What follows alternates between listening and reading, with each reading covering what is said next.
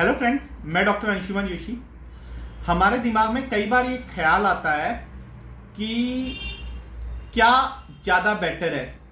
जैसे 3 चीज़ों का एग्जांपल ले लेते हैं। गेहूं प्रॉपर, उसके बाद में उसका हम लोग दलिया बना सकते हैं, उसके बाद में उसका आटा बनता है और गेहूं के आटे का ही मैदा बनता है।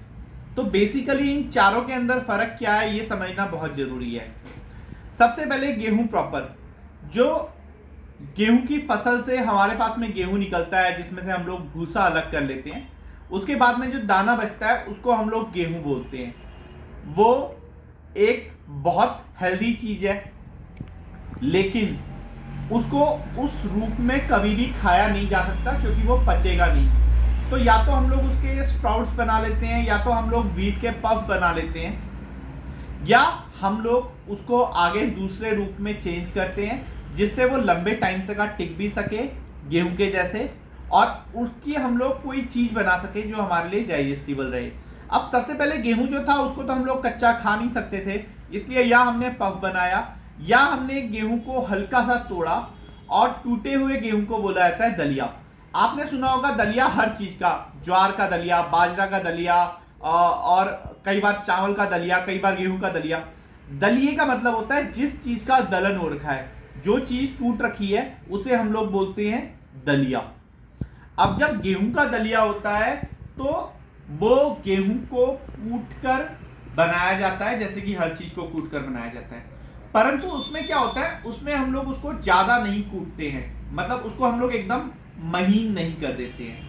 और क्योंकि हम लोग महीन नहीं कर देते हैं इसलिए हमारी आंतों को, हमारे पेट को उसके ऊपर काम करने में जरा सी आसानी होती है।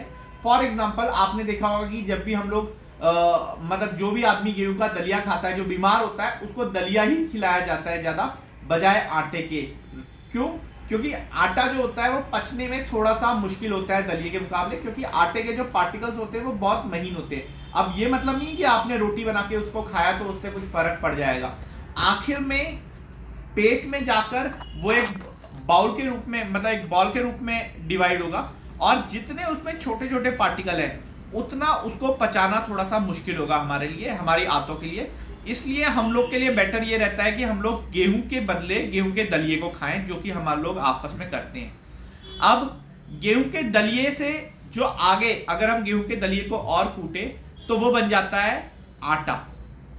बेसिकली गेहूं के बीज को अगर आप डिवाइड करना चाहें तो वो 3 चीजों में डिवाइड होता है। एक होता है ब्रैन, एक होता है एंडोस्पर्म, और उसके अंदर होता है जर्म। आपने जर्म सीड ऑयल एक नाम सुना होगा, germ seed oil. Basically wheat germ seed oil क्या चीज होती है, वो उसके अंदर जो जर्म वाला पोर्शन होता है उसका ऑयल ही, मतलब उसके अंदर जो ऑयली कंटेंट होता है वो हमारे लिए बहुत इंपॉर्टेंट होता है। अगर हम लोग उसको ही यूज करें तो वो जर्म सीड ऑयल के रूप में दिया जाता है। अब इस जर्म सीड ऑयल के अंदर सबसे इंपॉर्टेंट सारे के सारे केमिकल्स होते हैं, जैसे जो भी विटामिन हैं या तो वो ब्रांड के ऊपर होंगे, जैसे विटामिन B12 हो गया, लेकिन उसके अलावा जो भी फैटी सब्सटेंस हैं, जो भी अल्फा मैटर वगैरह है, वो बहुत बड़ा पार्ट उसका केवल और केवल जर्म सीड ऑयल के अंदर होता है। और जो एंडोस्पर्म होता है उसके अंदर इस जर्म सीड ऑयल को पोषण करने के लिए बीज के अंदर जो चाहिए था वो होता है उसके अंदर स्टार्च, कार्बोहाइड्रेट, जिससे जर्म सीड ऑयल के अंदर जो गेहूं के अंदर असली प्राण है, अगर हम लोग गेहूं को डायरेक्ट उगाने चले जाते हैं तो जो उसके असली प्राण है वो जर्म सीड ऑयल की वजह से ही, जर्म सीड की वजह से ही ऊपर को निकलते हैं। मतलब जर्म के अंदर जो उसका सीड वाला पार्ट है उसकी वजह से वो ऊपर को निकलते हैं। उसके बाहर से जो ब्रैन होता है जिसके अंदर विटामिन B12 होता है, और बाहर का चोकर जिसको हम लोग बोलते हैं, ये वाला जो पार्ट होता है ये बेसिकली गेहूं को पचाने के लिए होता है। अगर कोई आम जानवर गेहूं के बीज को खा ले तो वो उसे अच्छी तरह गेहूं पूरा पचे ना, इसके लिए उसके बाहर से ब्रैन होता है। अब जब आप जर्म सीड ऑयल के बिना, मतलब जब आप गेहूं को नॉर्मली पीसना शुरू करते हैं तो जो गेहूं हमारे हाथ में आता है वो, उसमें 2 फैक्टर्स होते हैं। एक तो वो गेहूं का बहुत पतला पतला चूरा जैसा बन गया होता है, वो हमारे लिए डाइजेस्ट करना एज कंपेयर टू